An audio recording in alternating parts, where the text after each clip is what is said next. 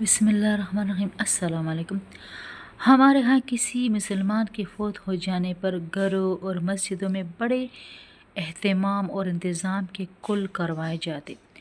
उसके एलानात मसाजिद में कराए जाते। तीजे, साते और चालीसवीं के एलानात करवाए जाते। बाज़ लोग इन मजलिसों में खुशी से और बाज़ मजबूरी से और बाज़ दिखावे की नीयत से आते हैं। हालांकि इन मजालिस की शरीयत ने सरे से इजाज़त ही नहीं दी।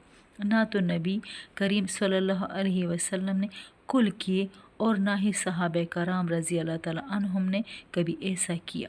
नबी करीम सल्लल्लाहु अलैहि वसल्लम ने ना तो कभी तीजा 40वां कराया, ना ही किसी सहाबी ने कराया। ये सब बिदात बहुत बाद में बरसग़ीर पाक व हिंद की पैदावार है।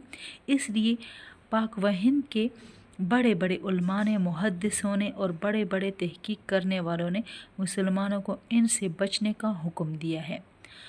मिसाल के तौर पर मुलाहिज़ा फरमाइए, हज़रत शाह वलीउल्लाह मुहद्दिस दिलवी रहमतुल्लाह ने वो शख्सियत है जिसकी बदौलत पाक व हिंद में दीन फैला और हदीस और सुन्नत की अशात हुई। उन्होंने भी फातिहा, तीजा, 40वां और बरसी की नफ़ी करते हुए कहा, ये सब रसूमात है और बिदात है। काजी सनाउल्लाह पानीपती रहमुल्लाह और अब्दुल हक मुहद्दिस दिलवी रहमुल्लाह ने भी इन रसूमात से बचने का हुक्म दिया है और ये वसीयत कर के गए हैं, हमारे मरने के बाद इस किस्म की बिदात और रसूमात ना की जाए।